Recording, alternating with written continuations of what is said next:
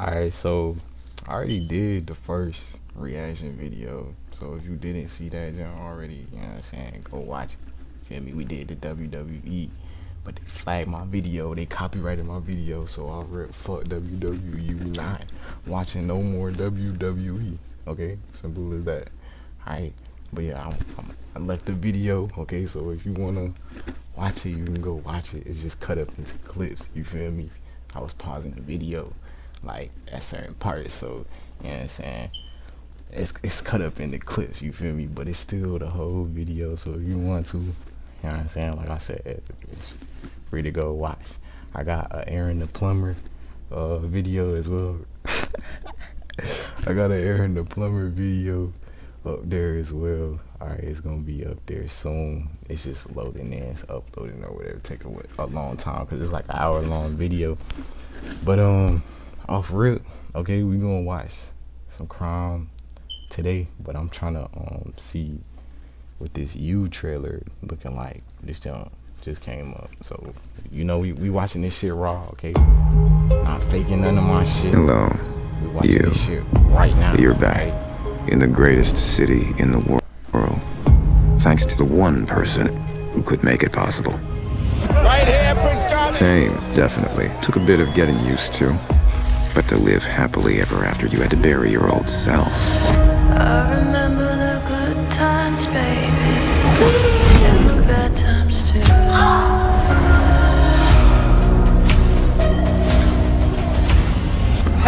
Don't, please! You have a great life. It's just not worth the risk. The TR Lockwood Corporation will earmark up to 1/4 of its annual profits. I want our sister to step down as CEO. I'm coming for everything. I have been hiding certain things, that the world you live in wouldn't understand. but she does. They've made me the most visible man in New York. If anyone knows anything about Joe Goldberg, we want to know. That psycho absolutely killed my best friend, Peach. Kate, you are not safe. Who did you marry? There isn't a line I wouldn't cross to protect this family. No! You want us to kill everyone who's suspicious of us for the rest of our lives. Is that so wrong? If it's for the right reasons. You led me to believe you can love all of me.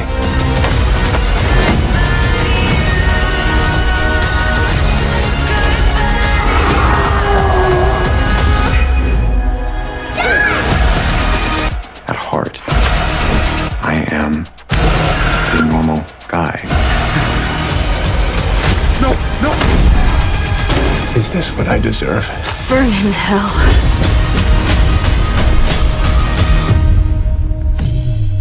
As for you, we're not done with each other yet. Oh nah. He's crazy, I ain't gonna lie. April 24. For sure. I ain't gonna lie, I've been watching that jump too. I've been watching that jump. I've been keeping up with the seasons.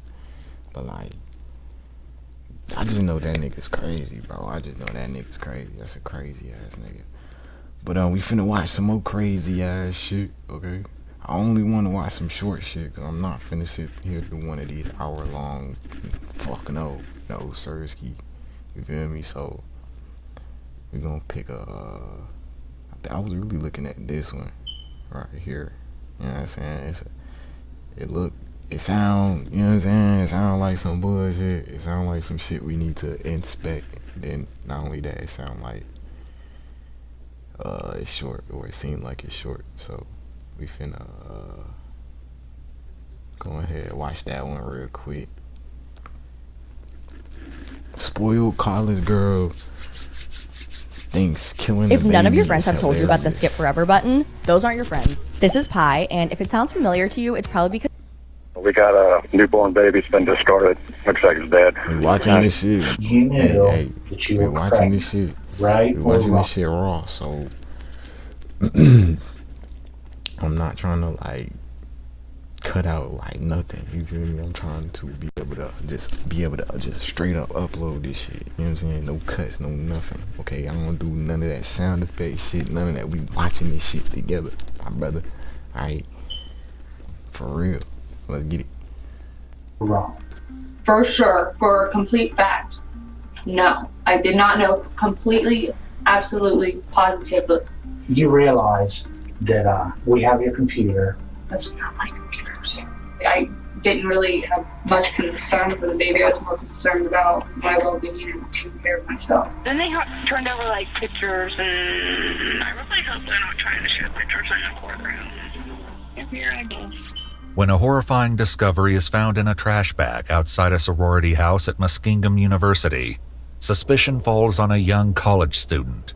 As investigators dive into the truth behind the gruesome find, unsettling evidence begins to emerge, leaving them to question, is the suspect telling the whole truth, or is there more to the story than she's leading them to believe? Because he told me it's going to come down to who do they believe, me or the coroner?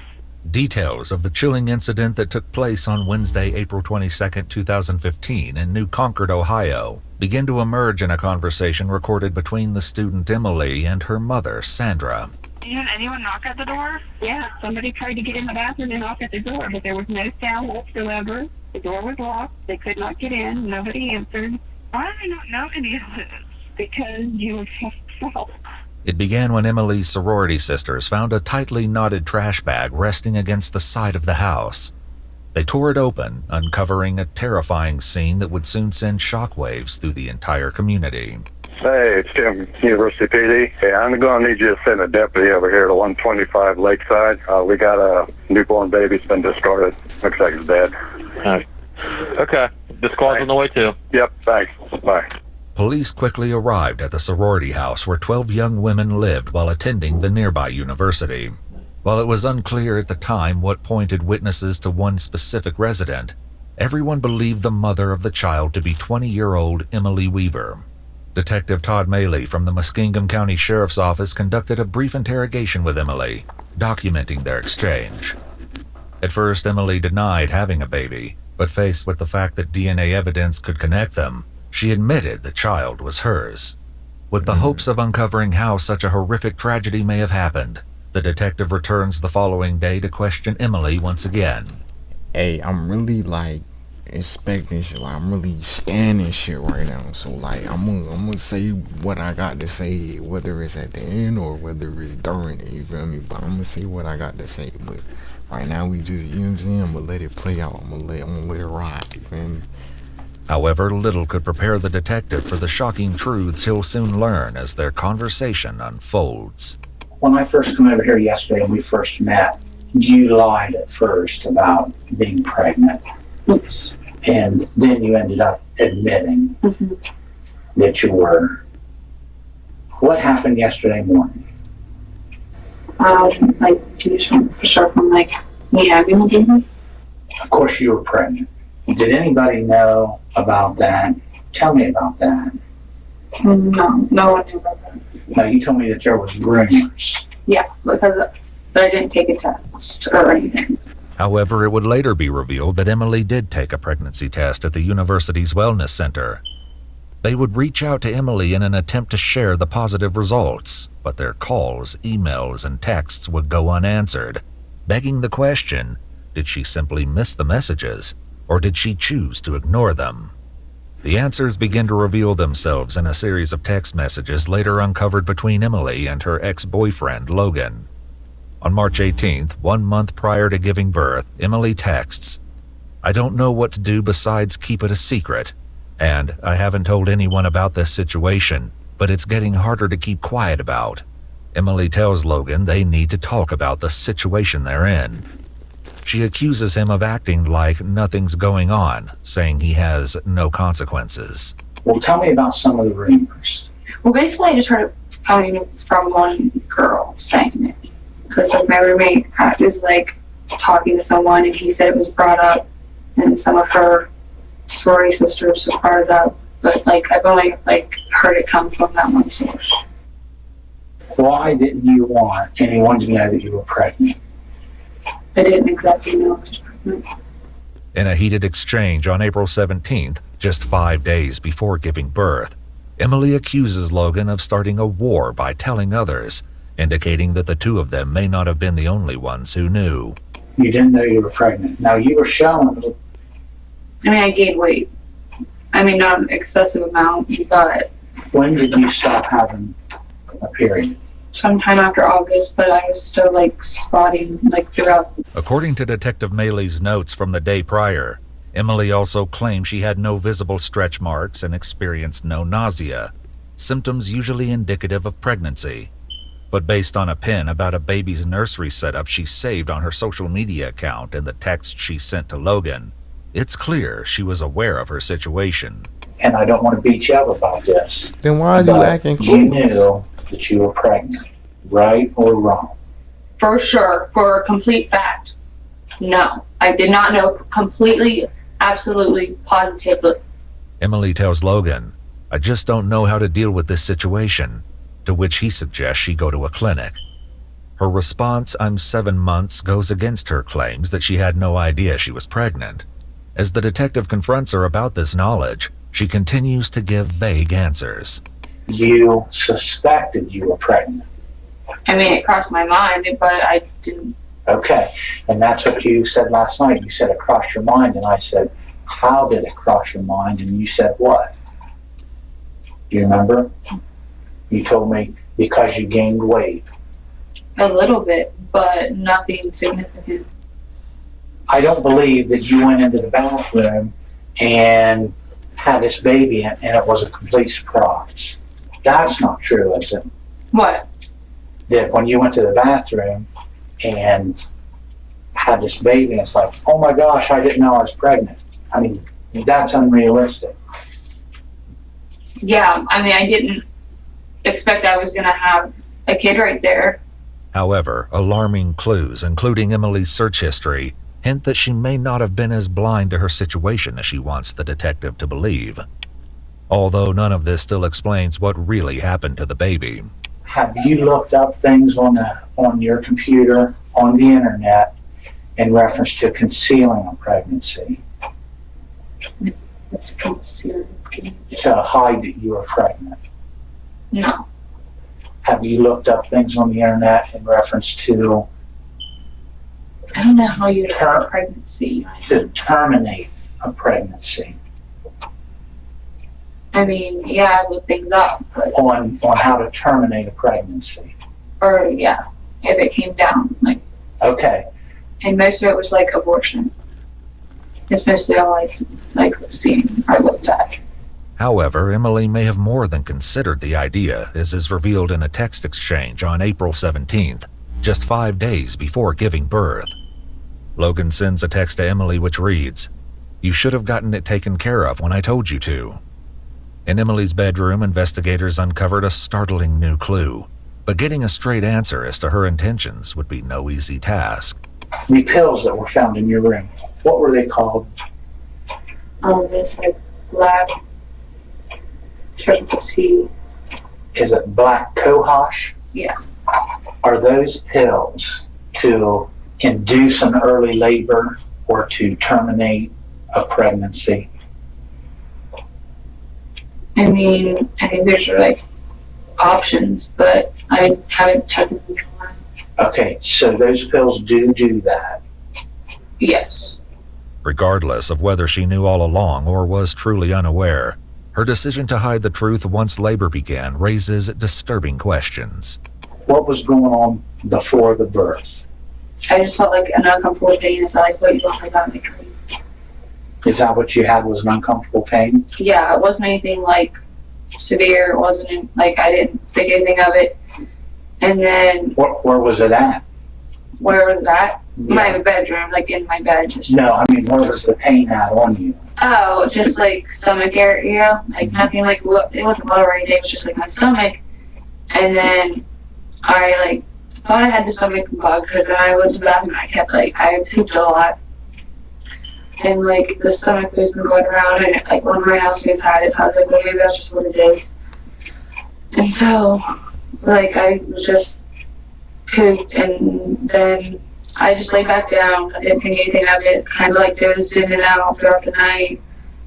And there's like, I mean, later on, there's like a more like sharp, heavier pain that was lower down. And I went downstairs, like I said, because if it was the stomach flu, 8 girls go upstairs. Like I didn't want it to be contagious, so I would get it. So I figured that would be the best place to go because it'd be the easiest to like don't go, like clean and the best to do. The admission that as many as 8 other girls were sleeping upstairs while she gave birth raises concerning questions about no one hearing a sound or rushing downstairs. However, this still didn't scratch the surface, as a morbid question will soon cloud the entire case.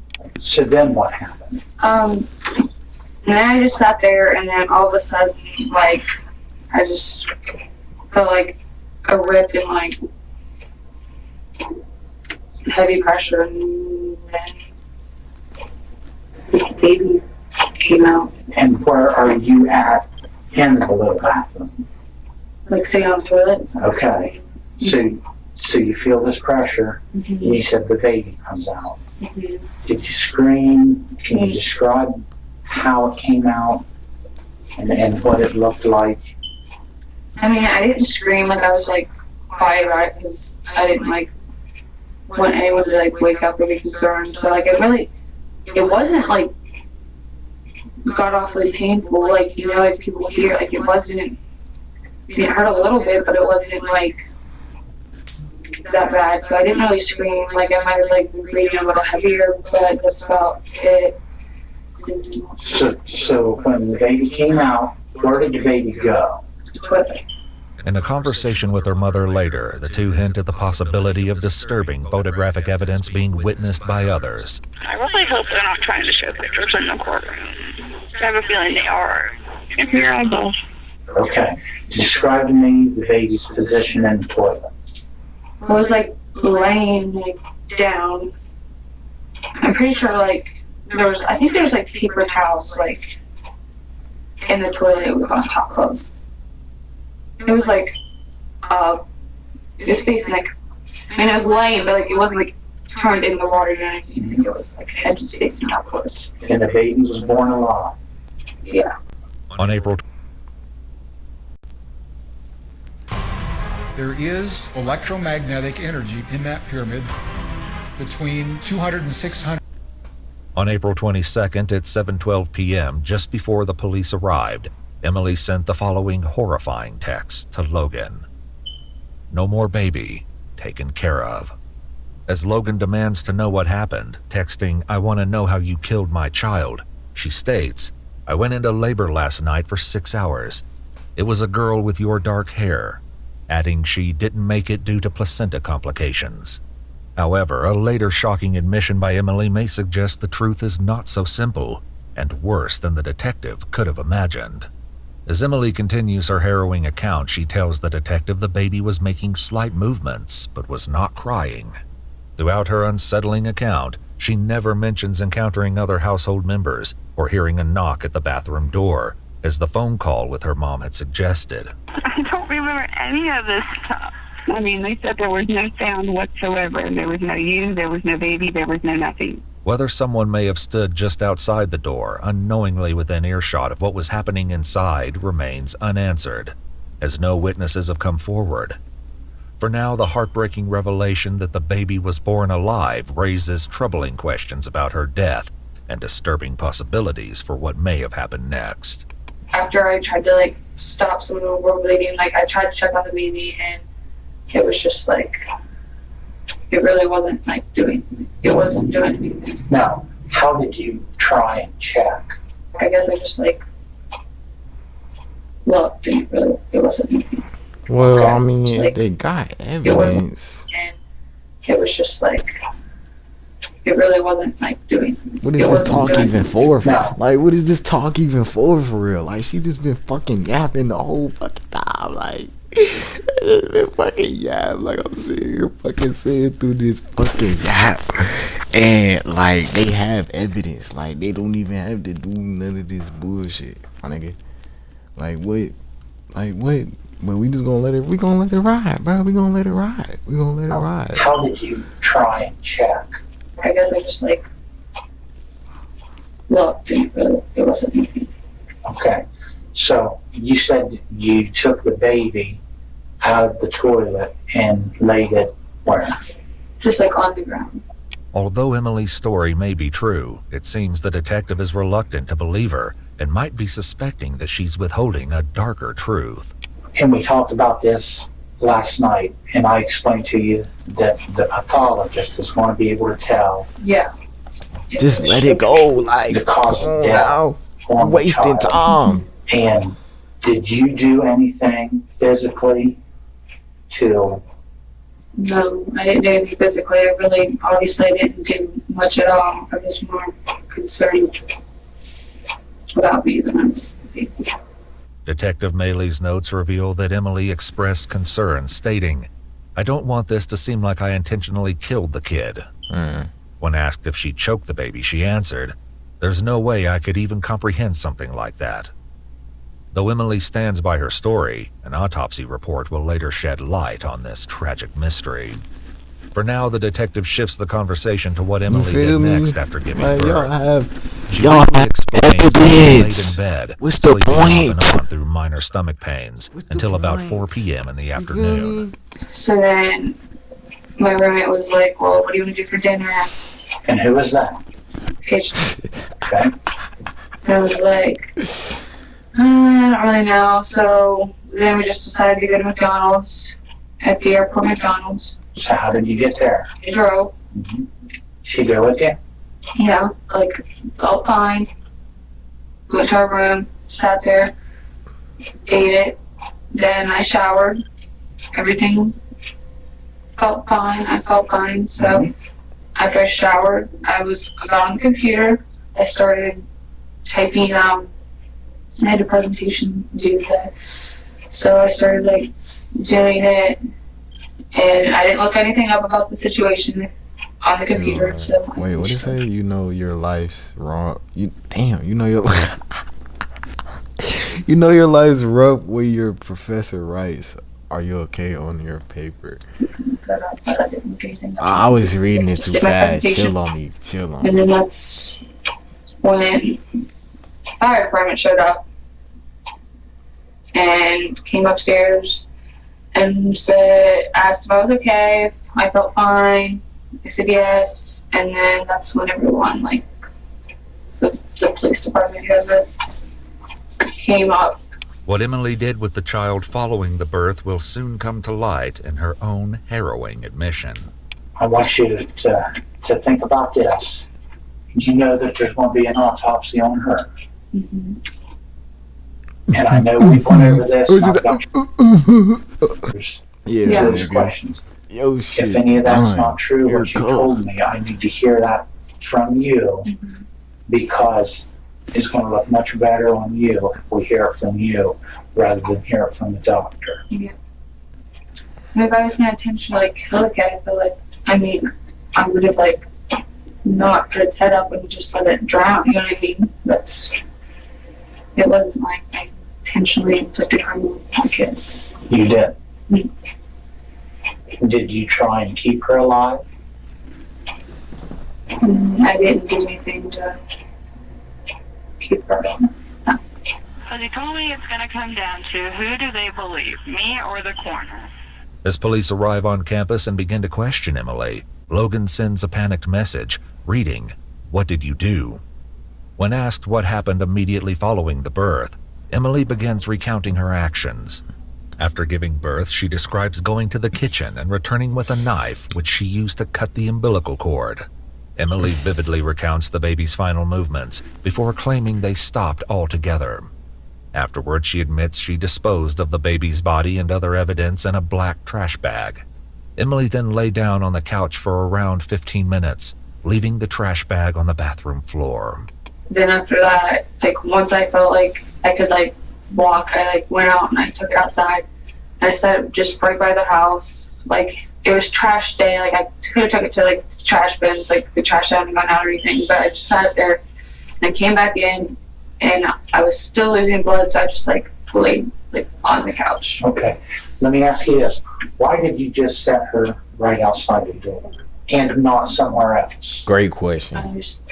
didn't know. I didn't want to like travel. Like I didn't want to throw her like in the trash bin for like the garbage people to like just throw in the trash can. So at one point I thought about burying her, but I didn't want to like take her like away, and then because I wasn't in like I felt you like peep out every time like she coming up like with what she gotta say. It's like she's saying it like it's casual, like it's like no bitch, like what you cute, like what are you talking about? What you like?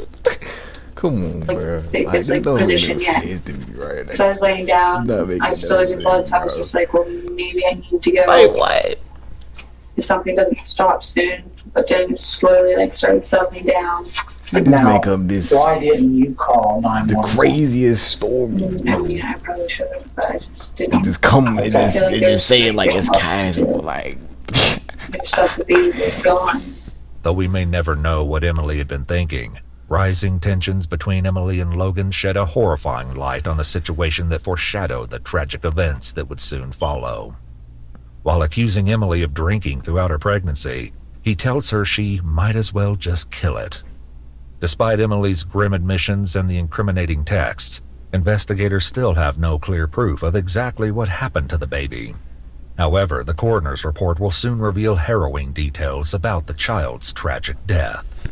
For now, it appears as though the detective is searching for any sign of remorse from Emily as he asks her one final question. Can you sum this up with how you feel about this?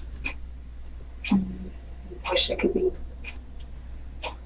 like rewound the situation, I guess. Can you speak up just a little bit? I'm sorry. Goodbyes are not always bad. Sometimes they're just what you need in your life. It was like you could go back and I could have like called 911.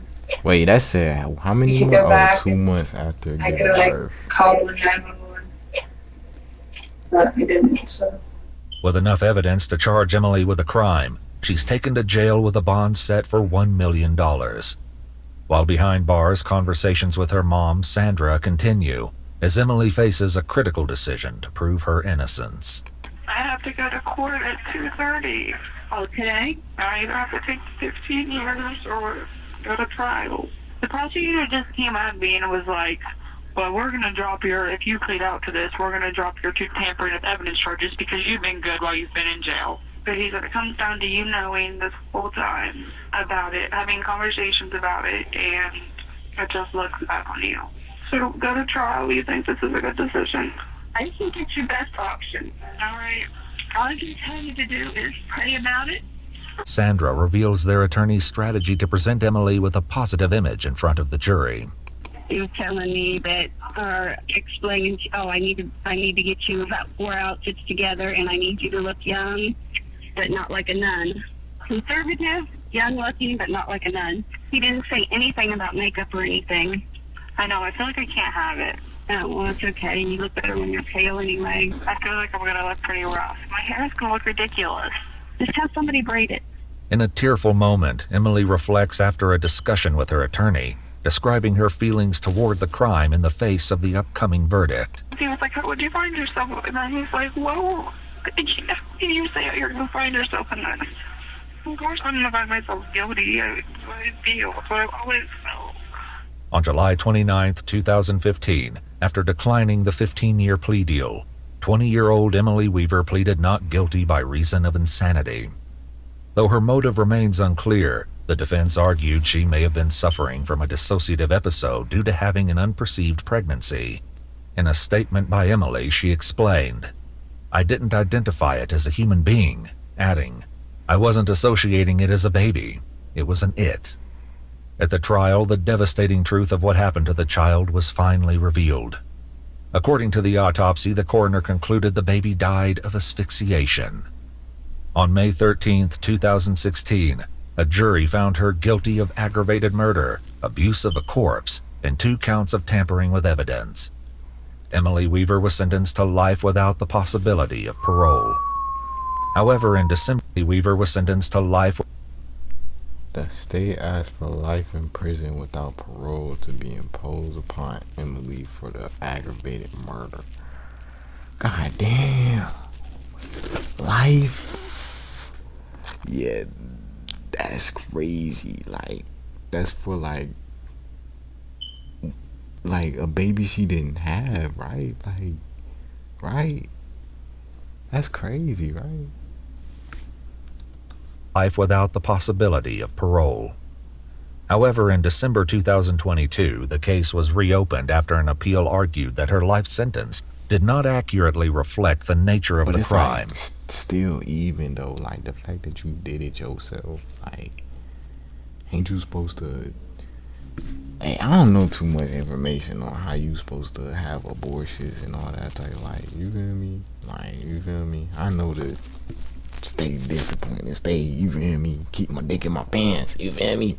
But like... And that her punishment was not consistent with similar cases. I don't know, bruh. In November 2023, Emily was resentenced to life with the possibility of parole after 20 years. She's currently incarcerated at the Dayton Correctional Institution in Ohio, where she will be eligible for parole in 2035. Damn. Why is everyone spiraling over YouTube banning ad blockers? 2035, shorty. Shorty, 2035. Good luck. Good luck. Hey, every time y'all be seeing, every time I see one of these crime videos, or every time you see one of these crime videos, it should be the same thing for you. Every time you see these junk, it should be a reminder to not be on bullshit, or your ass gonna be in the slammer for however long these dumbass motherfuckers be in there for. You feel me? Hey, but it's just, you know what I'm saying? You learn your lessons. Hey, it is what it is. But I appreciate you if you stuck to the end of this jump. If you know what I'm saying, watched it with me every single time. I appreciate you. Alright. We're gonna have more reactions on here. I'm gonna definitely, like I said, get more gaming on here once I get my console right. But I appreciate y'all, every single one of y'all, once again, for tapping in with the new channel. I'm gonna make sure to, you know what I'm saying, stay in touch with y'all so y'all can definitely send me whatever you want me to react to, or any games you want me to play. Alright, definitely send that to me, send that my way. Alright, and we gonna get active. We gonna be vibing on here. We gonna have fun, man. We gonna have fun on this jump.